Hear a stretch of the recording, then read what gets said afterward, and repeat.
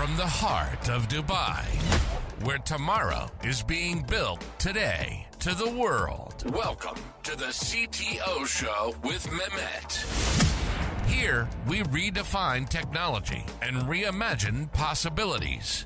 With Mehmet, delve into the riveting realms of AI, cybersecurity, and digital technology. Experience the thrilling highs and lows of startups. Immerse yourself in the spirit of entrepreneurship and witness the future of business innovation being written in real time. Now, without further ado, let's tune in and explore the future. Hello and welcome back to a new episode of the CTO Show with Mehmet. Today, I'm very pleased joining me from the US, Raj Singh. Raj is the VP of Product at Mozilla, but in a way, as the audience know by now, I like to give it to my guests to give us a little bit about, the background, their journey, and what you're currently up to. So, Raj, thank you again for being here with me today. The floor is yours. Sure. I'm Raj, VP of Product at Mozilla.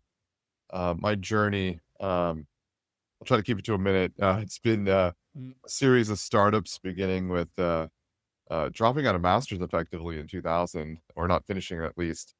Pursued my first company. Never really looked back. I've had multiple startups since then. What I would say is half of them failed and half of them did. Some did well and some did mediocre. Landed at Mozilla through an acquisition of my last company that was focused on meeting summarization. This is kind of like pre-ChatGPT era.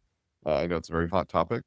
And now my focus is on new products at Mozilla. So I've been working on a variety of products in and related to small business. So whether it's setting up your website, invoicing, accounting, growth, all the sorts of different facets that are involved there. Everyone wants to be their own boss, ownership economy. So it's kind of the freelance economy, etc. So it's the fastest growing business, at least in the US, the side hustle. And so we're trying to help enable and support that. Otherwise, interest span, product management, GenAI. I've been at that intersection for a while, but yeah, that's kind of my quick 2 cents about me. Great. And thank you again, Raj. And what a fantastic journey. I would say we have a lot to learn from you today. So starting, a little bit from what you mentioned about starting and exiting. So you've built multiple startups, mobile browsers to recipe communities to calendars. What's your personal pattern recognition when something is working? Because you said like some stuff worked, some stuff didn't work. What do you think, today in this Gen AI era also as well, some of the things that we need to focus as, of course, entrepreneurs who want to start something, how we can measure what is working really? Yeah. So in my opinion, companies follow S curves. And if you kind of think of an S, it kind of goes like that. And within what they don't really think about is within that S curve, there's like thousands of little S curves, right? And so sometimes you hear terms like product market fit, have achieved hit a certain LTV or hit a certain ARR or whatever. But the reality is, like, you're going through another form of PMF, every 3 months, every 6 months. It's a different set of issues, right? And so at the very beginning, at least for me, thematically, I tend to focus, and again, this is me, and different entrepreneurs, resonate differently and do it differently. For me, I focus on personal pain points. So I've always been in the bucket of, is this something I'm experiencing that I want to fix for myself? How can I resolve this for myself? And if there's me, then there's maybe 10 of me. I know a lot of people caution against that sort of advice, but most everything I've done has been consumer, and thus why, if you look at my background, it spans ringtones and music to live video, to recipes, to calendar. These were all various pain points. Each have their own sort of story arc in each of their own sort of times. How did I know if things were working? You don't. This is like the hardest question. What I tell most founders is, there's like a few percent of startup, maybe let's say like less than 5%. They're just rocket ships. Like if you get on one of those trains, like you're lucky you got there, and just hang on. Like you're growing no matter what. You joined a PM early in Google or Facebook or whatever. It didn't matter what you did. You could be the worst performing PM. The company was still growing gangbusters. And so just amazing to me. Right. And then there's like 10, 20% of startups that really are just totally failing. Like it's very clear from from the outside, and honestly should shut down. It's a difficult situation or has to, the founders have to have the perseverance to say, I want to pivot this or move in a different direction, whatever it is. But the vast majority of startups are somewhere in between. And it's super hard because there's no clear signal saying this is working. Maybe you have figured out like, okay, I have a certain NPS score, and we're acquiring a certain amount organically, and our blended CAC has come down, quarter over quarter, and we're retaining and whatever it is, who knows? We're generating a certain amount of revenue or a certain amount of engagement or session time, but like you just don't know. Everything is sort of arbitrary in some way. And then you hit the next issue, like, well, can I make this repeatable? Can I scale this? Can I go faster? As it become linear growth? Because in startup land, linear growth is effectively failure. So, as I said, the vast majority of startups are in this bucket, and I didn't know in each of my times, right? And if you look at why a lot of these startups ultimately fail, I don't think it's necessarily they didn't crack that code. Maybe they got to a point they're at 2 million ARR or 3 million ARR. That's great, but they're like stuck in this purgatory. It's because the founders get tired, right? Like you're doing this for 5 years, you're grinding. I mean, you may not be at work all the time, but you're thinking about work all the time. And that really, I think that's really the number one reason, outside of just simply running out of money. Right. Now, I'm gonna ask you something which is related to AI because we're gonna talk a little bit about AI here today. And you mentioned you've built like AI products before, ChatGPT was something, and it was so cool. What have changed, do you think, and do you think, easier now for building product from scratch, leveraging the different AI tools, whether, from ideation to validation to even writing, the code for the MVP or vibe coding? How have you seen this? Is it like getting easy? Is it getting, I mean, of course it's getting easy, but is it like more challenging from differentiating yourself in the marketplace because it's available for everyone? I think things have rapidly changed. My first attempt at some AI stuff was like, I think 2004 or 2005. I was building a desktop app to do photo classification by face, because I had all these photos I was collecting, and I was like, hey, it'd be neat if I could search for just Raj or my brother or my mom or my dog or whatever it is. And I had to use OpenCV, and everything is C++. It was just much harder, right? And you don't have the cloud hasn't really formed, the tools weren't there. Fast forward, I had a company I spun out of Stanford Research Institute called Tempo that was acquired by Salesforce, and we were doing meeting preparation like it was a smart calendar.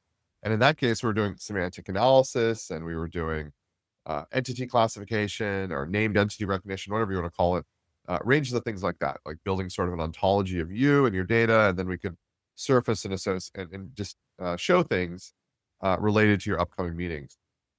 It wasn't machine learning, so to speak. It was a bunch of rules and heuristics. Machine learning was hard. I mean, it was expensive. It was compute expensive.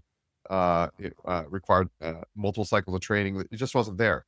When I look at like my last startup doing meeting summarization, we were finally there, right? We could train our own model, annotation pipeline. This is pre-LM era, but it was still foreign to a lot of companies, and many companies doing any sort of machine learning were looking at very narrow sort of cases, right? And now fast forward, we have generalized AI, and we have it in the cloud, and it's available through like 2 lines of code. And this has been the most dramatic disruption of productivity I have seen in my career. I mean, certainly the internet and mobile are up there as well, but this is just amazing. And I think, the way I think about it is usually like when there's a new technology. So like back in 2008, I remember on the App Store, there was a location category, and these were apps that used location. And it was just kind of silly if you think about it, because like what app doesn't benefit from location? And so we kind of see how we went from location as a category to location as a layer. And the same thing is true now with AI. If you look at pre-Gen AI era, there was actually a category like in a market map that maybe an investor would put together. So these are AI companies. But now it's like, what company isn't using Gen AI at some point in their workflow? It's almost silly to say, oh, this is an AI company, unless you're doing just deep research. Um, and so the fact that we're now at this point, and we have fractional experts, which is basically Gen AI at our fingertips, I think you're seeing rapid rise in what I call vibe creation, whether it's programming or whether it's like writing or content creation or video or an architectural diagram or an interior designer. And it's really unlocking the massive creative energy across all of us. And so therefore you're just having much more creation, which kind of points at what you talked about with the signal, the noise, and just the volume of things being created. But I just think this is just people talk about Neuralink. I think of this as Neuralink. It's Neuralink without needing to put something in your head, right? Like you're getting the Neuralink but in software. That's interesting point of view, Raj. Now, beside designing the product, like coding and so on, how are you seeing also the AI impact on something like what we call growth hacking and user acquisition? Like, do you see it like overused? Do you think like there is still room for improvement on it, or we can say, because I'm seeing a lot of people talking about now, relying on AI in some startups completely to have this, I would say, engine for customer acquisition, while some people they are saying no, it's so early, we can't 100% rely on AI, so let's slow down things, let's keep doing it the way we were doing before. What are you seeing from what you are Yeah, about to say so today? I would say sort of many points. I think certainly the role of the people's roles are changing, right? If you think of let's take an engineer because it's just kind of an easy example. Historically, you're writing code, you're testing code locally or whatnot, you're reviewing code, and you're merging code and resolving conflicts, and you might be writing some technical specs and things like that. But that was loose, that was kind of, and obviously communication and whatnot. But that was kind of your broad sort of role. Their day to day is shifting now to not necessarily writing the code, but writing the instructions to generate the code, and then reviewing the code that AI is generating to then catch errors or mistakes to write better instructions the next time around. They're still involved in obviously creating the initial architecture, but then AI is generating the scaffolding.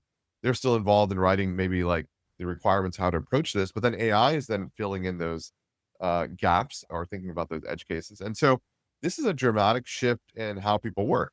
And this is happening everywhere. You could think of, let's say, just a writer.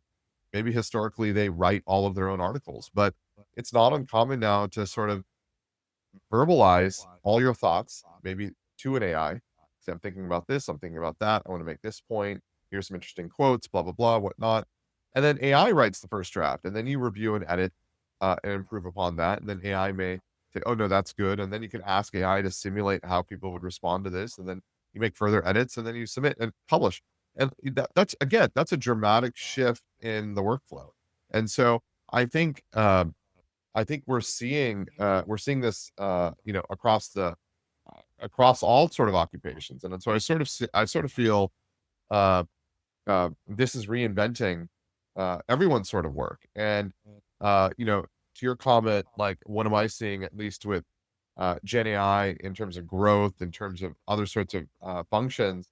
Well, now that we've democratized access or given everyone access to these fractional experts and unlocked all this sort of creative energy, you're seeing all kinds of things being created. And from a growth perspective specifically, this is a category that's always been very heavy AI. If you think about where AI was probably used the most historically from a tech perspective, was ad serving and the ad ecosystem, right? So they're always been playing with A/B testing and how to improve different sort of outcomes.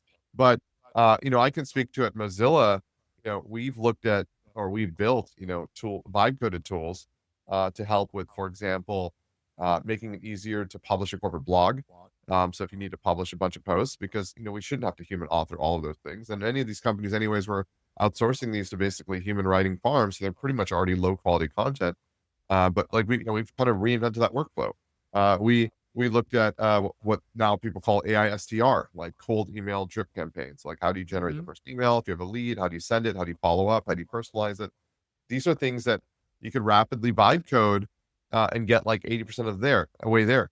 I don't see the human in the loop going away, right? I have this sort of rule with AI. I call it the 95% rule, which may or may not be accurate, but the general contention is that AI is 95% accurate. It's good to use as a litmus test. Maybe it's 98, maybe whatever. But given that it's, let's say, 95%, how does that affect how you approach the problem, or how do you approach the user experience?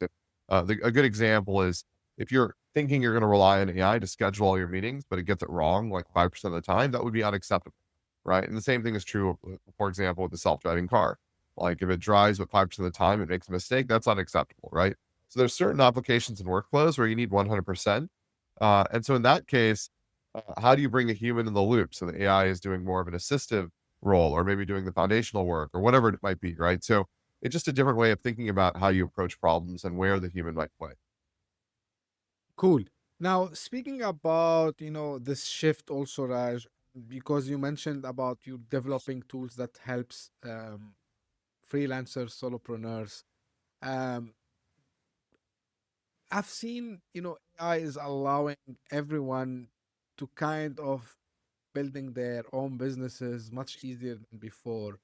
Now, the question is, if we have this community of builders, let's call them this way, or like solopreneurs, um, so are we going to have really what a lot of leaders in the AI, like Sam Altman mentioned it, and some other people, like about the unicorn, one person company. Yeah.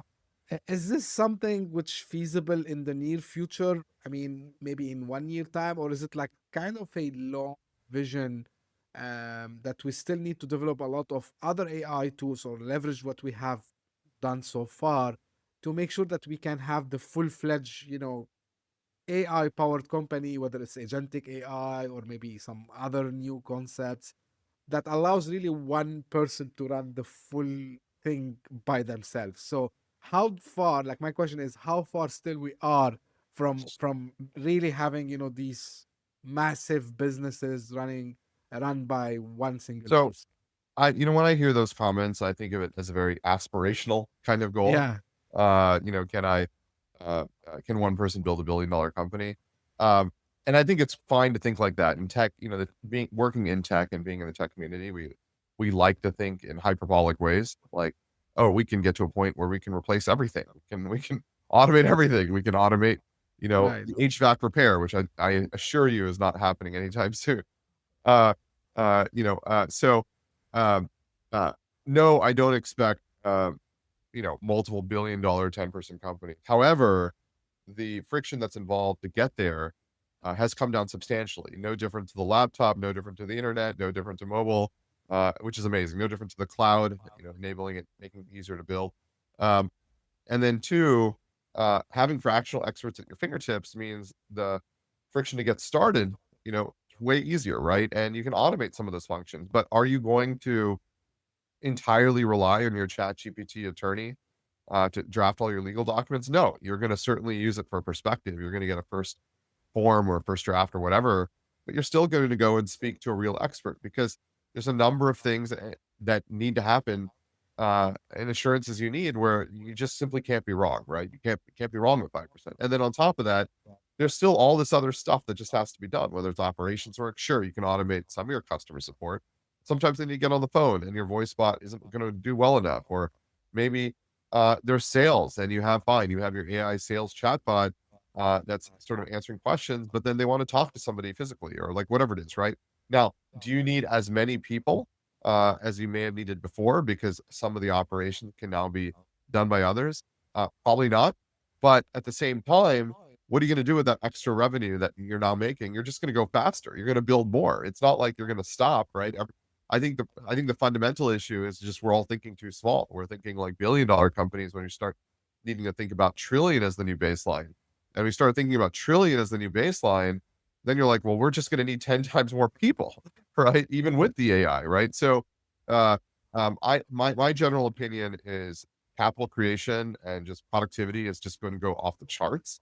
We're sort of seeing 10x's across individual contributor functions in organizations everywhere. Certainly different flows are getting assisted or augmented with agentic internal tools or whatever it might be. But that doesn't mean the companies are going to do less. No, the companies are going to do more. They have product roadmaps to take over the world. Now, that certainly means that, signal noise, who do you trust? It becomes a more competitive environment, but all those things are still going to matter. But I think this is like single-handedly probably the best time in my career to build. Absolutely, it's the best time to build. Going back to what you're currently doing at Mozilla, Raj. So you're leading what's called the 0 to 1 initiatives, right? And usually when we hear the term 0 to 1, of course, startups comes to mind. Now, how, as a product leader, do you approach this 0 to 1 in a very well-established legacy company like Mozilla? Like, how you can apply what you've done in different startups back in the days into that setup. And I'm asking this because, one of the things that happen usually is a lot of startups, they get acquired, right? So by bigger players. And I've read like some stories where this 0 to 1 concept can be applied easily in bigger setups. So, what can you tell us about what you're currently doing, how you are doing it at Mozilla? So I'll share what I can, and I'll also Sure. add, 0 to 1 has many meanings. Like new product Right. development differs from company to company. I'll start with a macro statement. In general, large companies suck at building new products. And I don't say that from experience, meaning I'm not worked at very many large companies. I say that from anecdotal data that I've gathered in talking with a number of companies that have various sort of 0 to 1 or new product sort of initiatives. And the question is why, right? Like you take like a labs group in a Fortune 500 company and like, why isn't it working? And the real trick here is figuring out, one, can you create the necessary changes that are needed to sort of address those whys? And I'll go through those whys. And is there enough conviction and team and culture and board that's on board to do that for a long enough period, right? So let's go through some of the reasons. So like, one, a lot of new product development means you need a team that's comfortable in ambiguous amounts of data, right? If you think about different archetypes of roles that people hire within an organization, a lot of mature companies hire operators, people who know how to extract another 1%, run an A/B test, get another 0.2% here. Decisions are data driven. In many cases, they're more consensus driven because they're driven off data. When you're dealing at 0 to 1, you don't have data, right? And so you have to sort of make decisions because you have strong conviction and you don't have consensus. You have 10 different opinions around the room and people like, I disagree or whatever. And you have to be able to kind of plow through that, which is really, really hard and very atypical for folks who primarily work in operator, product management, or other kinds of roles. Right. And one of the reasons it's so hard is it feels uncomfortable because you now actually are accountable to a decision without data with people with different opinions. And then what if it fails? Right. So which kind of leads to my second comment is failure. Like failure is not when dealing with mature products, there's so many strategies to deflect failure, right? So it's like, well, the data suggested that we should do this, or we used a series of outside consultants and they recommended we do this.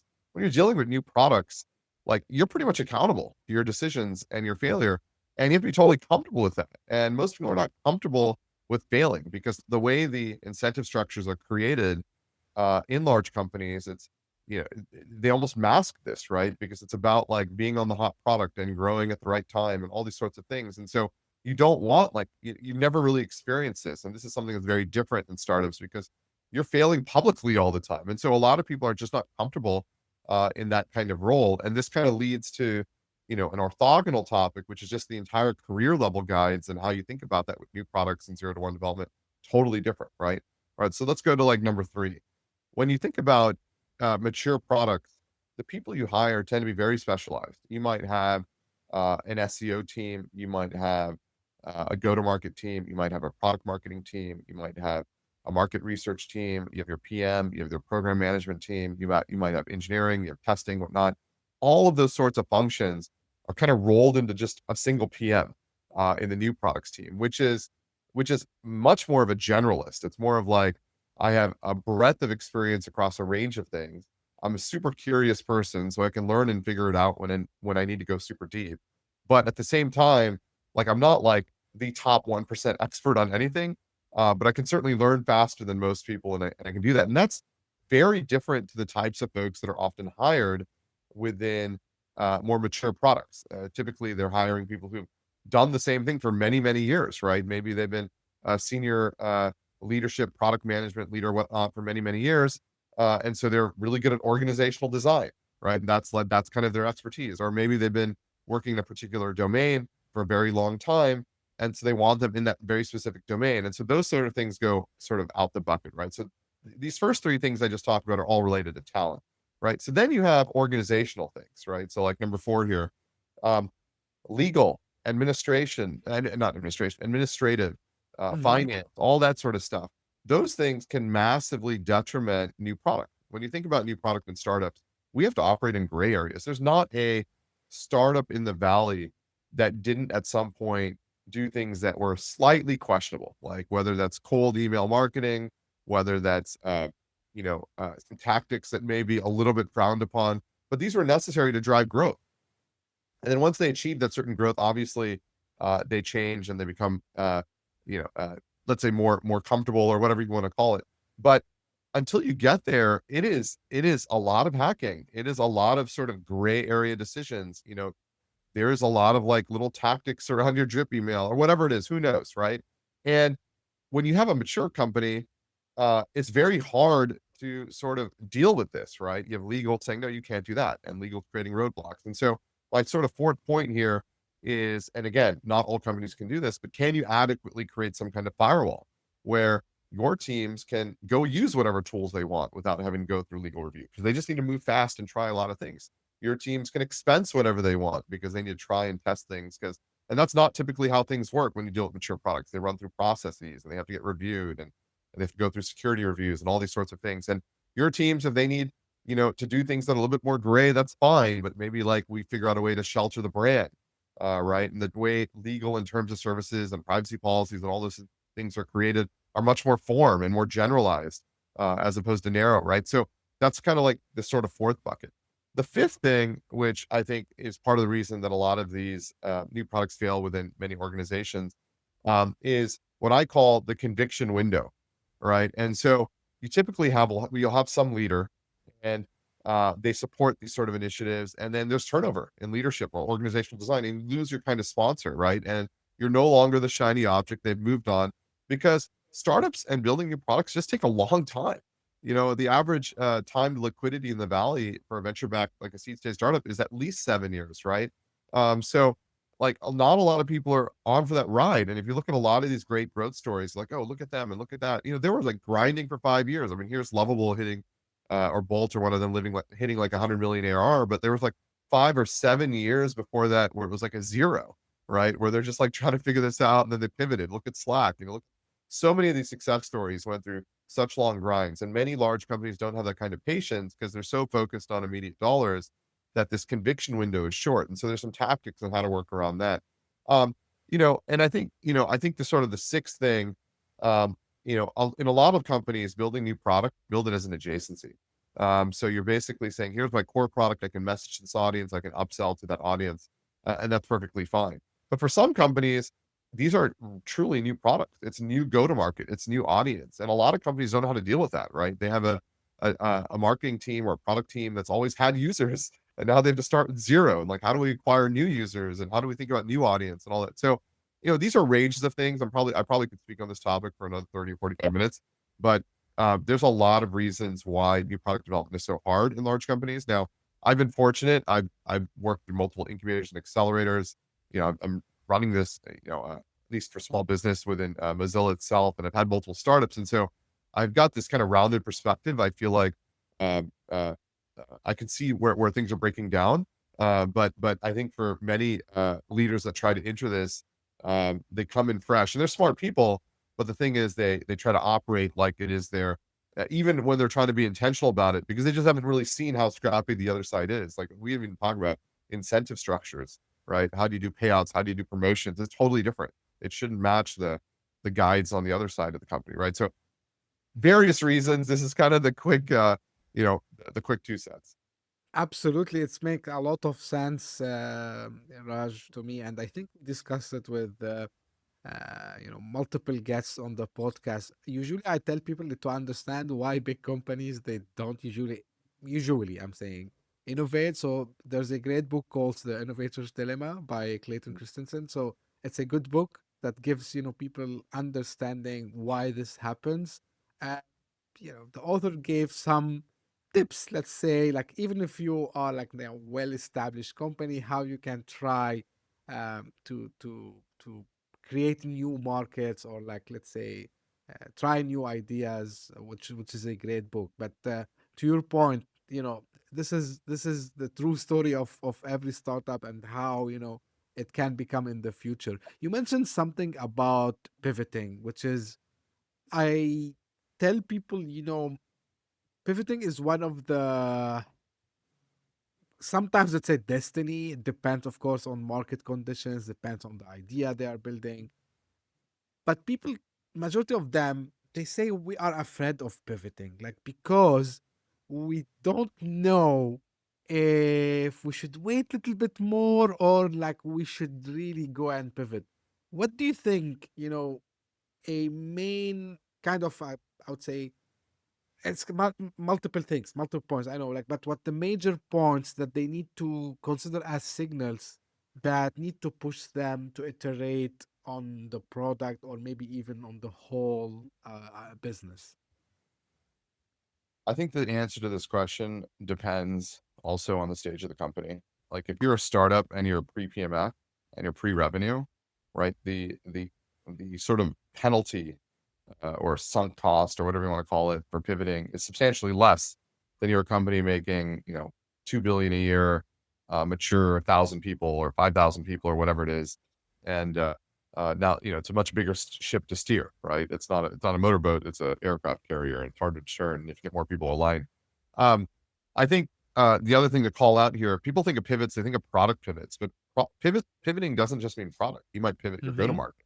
You might pivot your target audience. You might pivot your business model, right? There's many forms of pivoting. So I think it's, in many cases you built the right thing, but for the wrong user, or you built the right thing, but you're not the wrong model. You're not charging enough and you can make more money, right? Google didn't know, that ads was the model, right? They probably maybe initially thought maybe it'd be, we charge for it in some way. I mean, I don't know, right? Or it'd be sold to companies or something, who knows? Right. So, I think, I think now the core of the question is when's the right time to pivot? Now you hear a lot of stories about startups where founders spend too long maybe on an idea, and you're like, man, they should have pivoted sooner, or maybe they're pivoting too much and then they run out of money and now they've exasperated their team. Each pivot is not only physically, it's not only physically exhausting because you got to kind of run through it, but it's emotionally exhausting, right? And that exasperation can really hit teams. And so I think. I think the way to think about this and what I often tell people is I used to have strong opinions here, like when's the right Mm-hmm. time or wrong time to pivot. Now I ultimately say it's really up to you.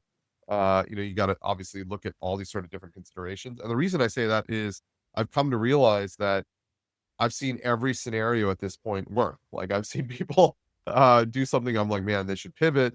They go 7 years, then suddenly it starts working. They cracked it. The market shifted or whatever, right?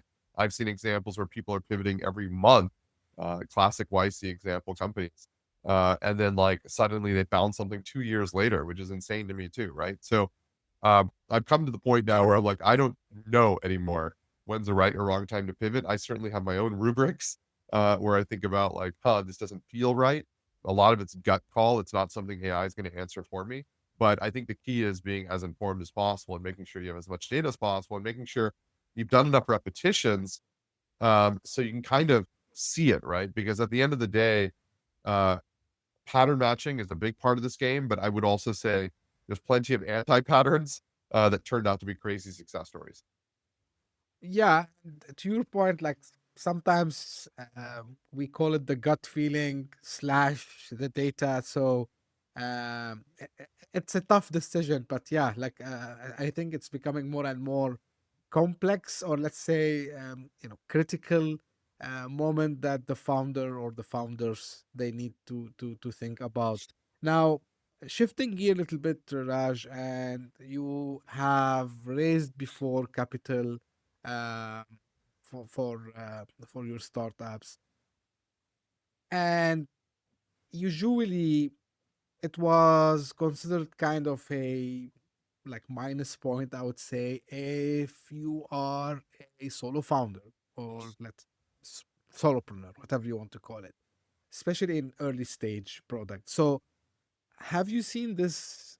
You know, kind of becoming more acceptable? Is there any changes, especially with the AI wave that started it, like with the Chat GPT and all the other tools, that now VCs are accepting more and more the idea of solo founders building great products? I so I don't have the data. So I don't know um, if the number of solo founders raising venture money has gone up or down. What I will say is VCs have always invested in solo founders, but it was less common, but not for the reason people think. It was less common because statistically, solo founder companies did worse. Why?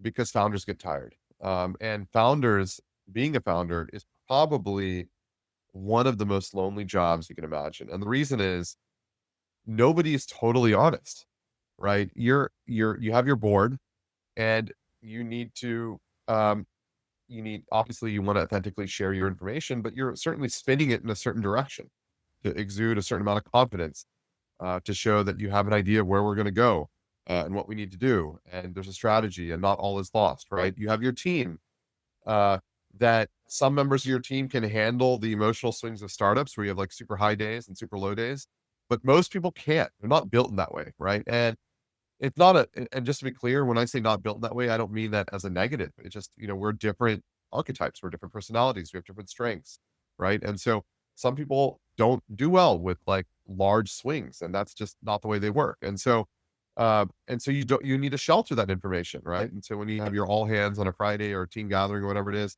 you have to, present in a certain way. And so you're authentic, but you're spinning in a certain way, right? When you're talking, when you're at that CEO dinner that your law firm is putting on or your bank is putting on, right? And you're talking with other founders, you don't want to be totally honest. I mean, there's a risk that, information spreads and it affects your future fundraising, right? This stuff happens all the time, right? So you have to like spin it in a certain way. Like, yeah, things are going fine, we're growing and we're trying to solve this. And sometimes you might be a little bit vulnerable, but it's guarded, right? And so you start going through this and you're like, wow, like who can you even have your own family? It's like, hey, Raj, you're like always working or thinking about work. You're like never like focused on me. I can tell you're thinking about something else. And like, well, no, things are going fine. Like who can you actually be totally vulnerable with, right?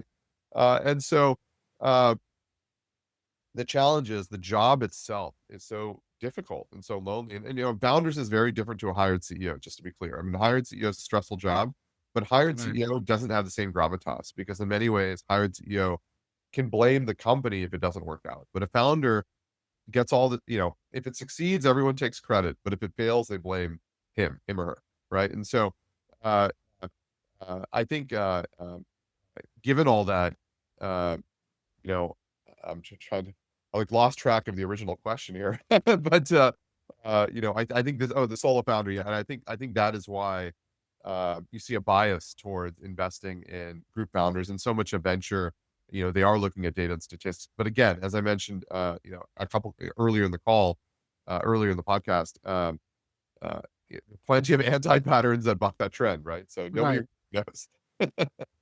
Yeah, so I think what I've been noticing, it's completely fine being solo founder as long as you surround yourself with people who can help you in the things that you can't keep doing it by yourself, the things that you can't scale, right? So being able to delegate some of the stuff, like you don't need to go and do every single thing by yourself, even maybe they are not co-founders but kind of supporters, let's call them this way, that they can do the, let's say, the nitty gritty things, right? So you don't need to go yourself and do everything Yeah. from building the product, sales, marketing, everything, unless maybe it's something which is, maybe it's a kind of a uh, product led kind of product that, yeah, people can go download, or it has network effect, yeah, people gonna go and discover and so on. But yeah, to your point, I think this is also what I'm seeing, and I'm sure, because I follow the VC landscape both in the US and in the MENA region where I am based, so seeing the same pattern over there.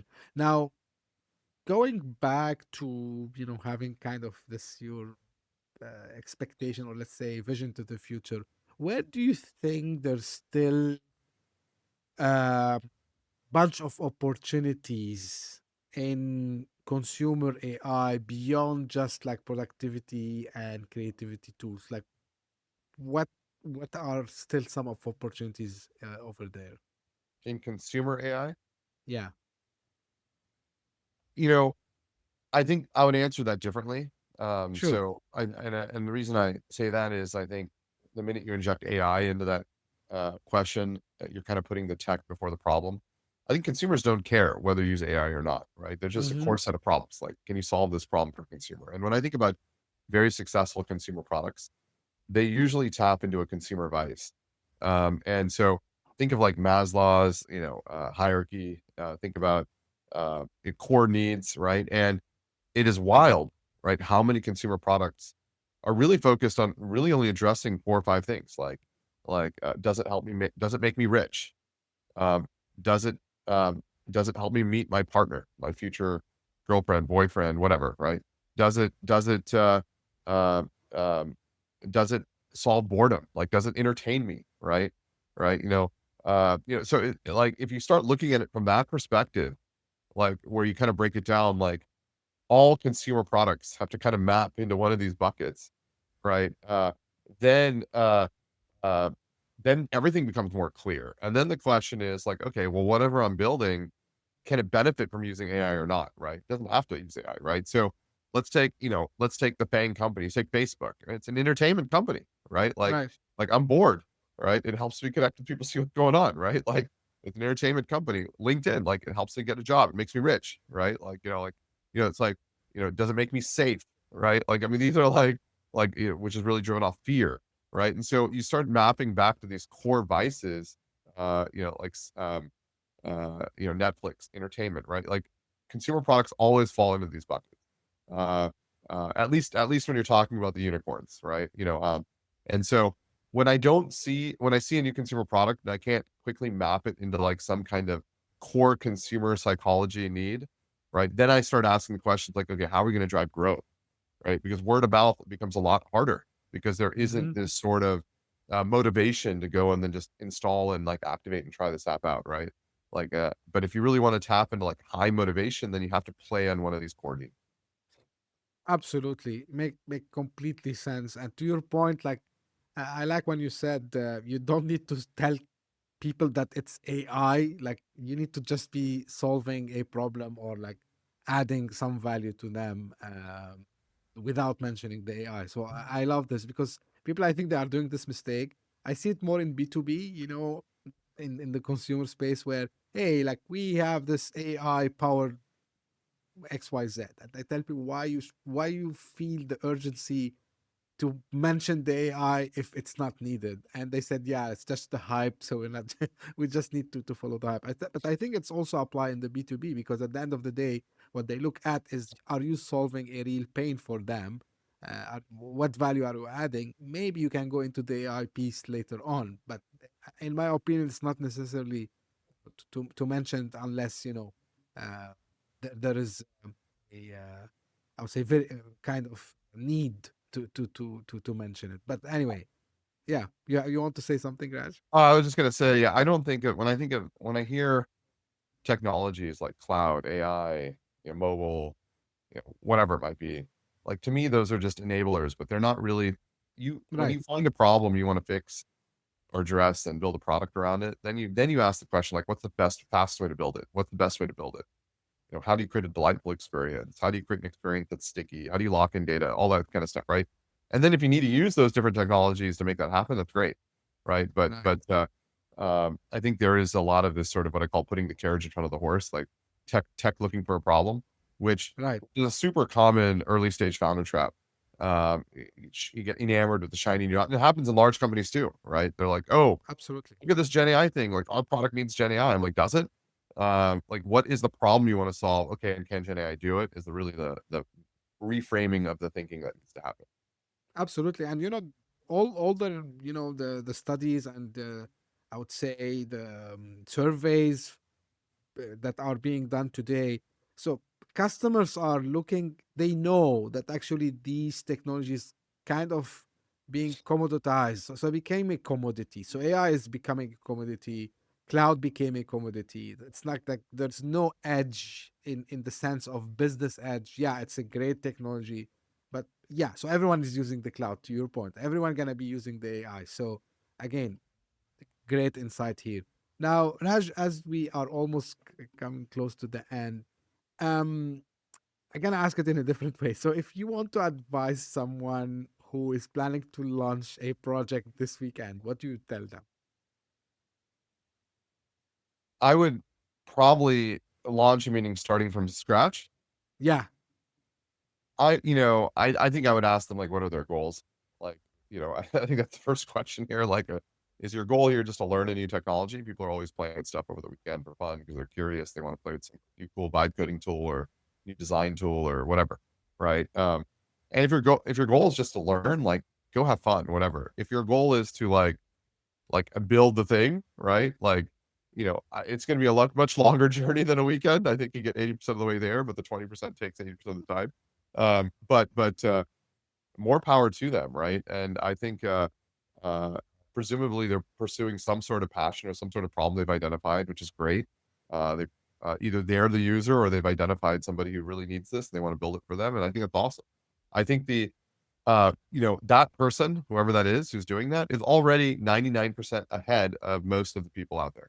And the reason I say that is most people I meet, they tell me all the time, I have this idea, but then they don't really do the second step.